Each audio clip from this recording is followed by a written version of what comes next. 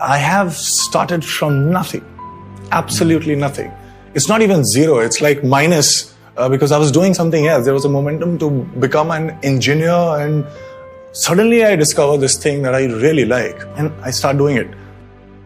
I started off as being this very shy and introvert kid because I was the youngest in my family, very pampered. I didn't know how to deal with people when I used to step out. So any sort of acknowledgement meant a lot. Money was always a differentiator in my life. So the money and any sort of acknowledgement were two big differentiators. And I was told that if you get these two, you will be successful.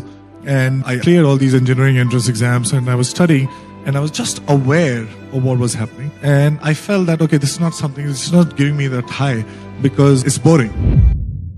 I was told that choose one thing, and they asked me, my parents and everybody who loved me, they said that you need to be an engineer. I have 4 sisters, so they were asked to be doctors. I was asked to be an engineer. And if we were good at what we were doing, we were expected to sit for civil services. And that was the thing. After clearing such tough engineering entrance exams, when I went to that college, I found that there were no girls. And I was like, I felt cheated. I was like, okay, this is not what it is. Because they told me that work hard, be an engineer, and marry a nice girl, and that's what will happen. But there were no girls in my college. Somebody told me that, why don't you join dance school? And I went there. But something very interesting happened. While I was performing for the first time, I recognized this want of me that I really want to be, or probably I have been wanting to be understood. And that was the starting point. Shamak asked me to do theater. Somebody said that, okay, you can't actually make somebody an actor, but you can train an actor.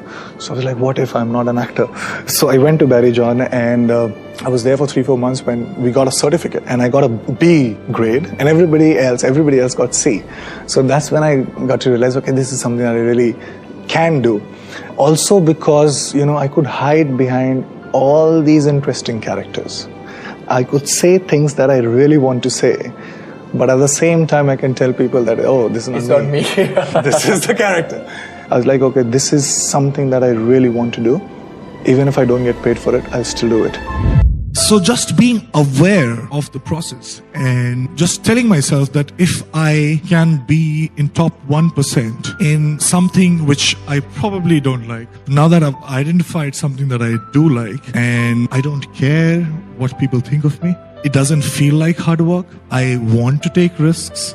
There's nothing else but to perseverance is the thing, because that is the only thing that I want to do. So all these things were at place, and identifying that, I was like, okay, this is something I like. I can very well be in top 1% of this. And just being clear about my awareness, I dropped out. There are 2 things to it. Number 1 was, how did I convince myself into dropping out of a very prestigious engineering college into doing something which is very, very dicey. And number 2, what I found while doing it. So number 1 was that if I could be in top 1% in something that I don't like, I can very well be in top 1% which I absolutely like. And I promised myself a fancy house, fancy car. So I was like, okay, this is what you'll get, and drop out. And just 6 to 8 months away from getting myself a degree, I dropped out because I thought that it will be a better state to be in if I don't have a plan B. Because I won't be thinking that if nothing happens, I'll go back to this. I perform better when I don't know that there is plan B.